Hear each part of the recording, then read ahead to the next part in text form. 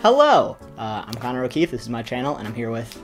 Hi, I'm James. I'm from Delaware, originally. I'm a freshman in college right now, and I came out as trans going into 10th grade, but I had gone to the same school since I was 3 years old. For the first few years of me transitioning, I never really had that experience of, like, I think I passed, but I don't think people really saw me as male because they had known me for my entire life.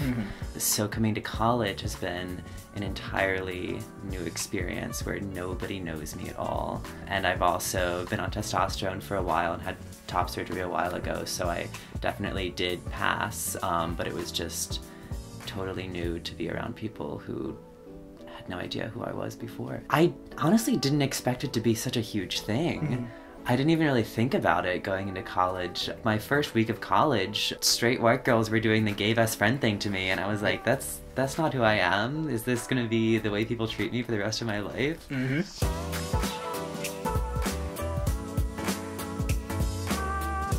I remember I figured out that I was attracted to women first, then figured out I was trans. I just linked those very closely. Yeah. And I think my attraction to women was so tied to my own, like, concept of masculinity and my identity that, like, one had to connect to the other. That's another aspect of coming out and then being, like, forced into the other side of the binary. Like, just because you come out as a trans guy doesn't mean you have to be a heterosexual binary trans guy. Oh, for which sure. I think, like, a lot of people, like, rush into as soon as they come out because it feels safer, I guess. Well, yeah, it's definitely, I think, also easier to pass that way. Yeah. While I identify as pansexual, pretty much exclusively interested in other queer people. Because I have the concept of, at least for me, of dating somebody who could not relate to my experience. Like, a cis straight person would be so difficult to relate to. Yeah. I mean, I remember a couple years ago, I thought I would feel, like, uncomfortable if I was dating a girl who wasn't straight, I guess. But now, like, I can't even imagine dating, like, a straight girl.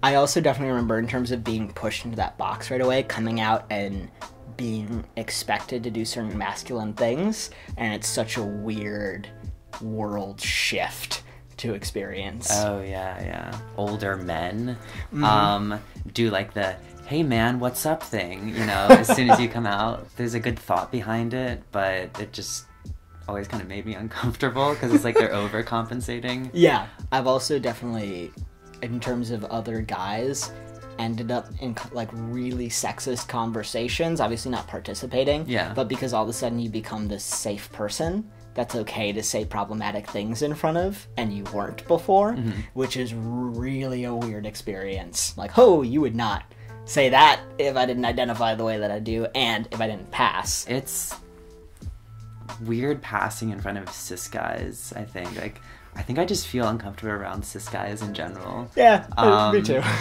I'm not the biggest fan, and now I have to live with them because I live on campus, and so it's just like I'm stealth in my dorm. Like, none of them know. I ended up rooming with another trans person my freshman year, which was like a very grateful situation that I was happy for. But yeah, freshman year especially for me was a huge, joining a bunch of clubs and activities and being in these big classes and these big spaces where all of a sudden it's like, oh, I'm categorized a different way.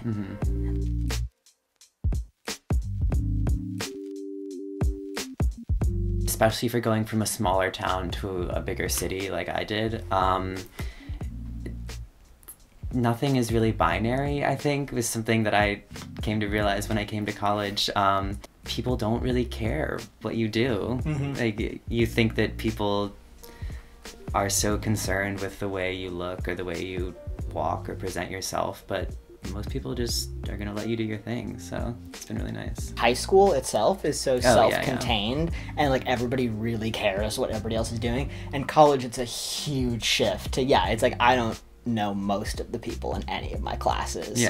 Which is a really nice, like, I could go dressing very masculine one day and, like, completely switch it up and try something super different the next, and nobody cares. I thought I was gonna be the type of person who, you know, just wanted to be one of the guys. But that's another thing that I realized, like, that's not really who I am.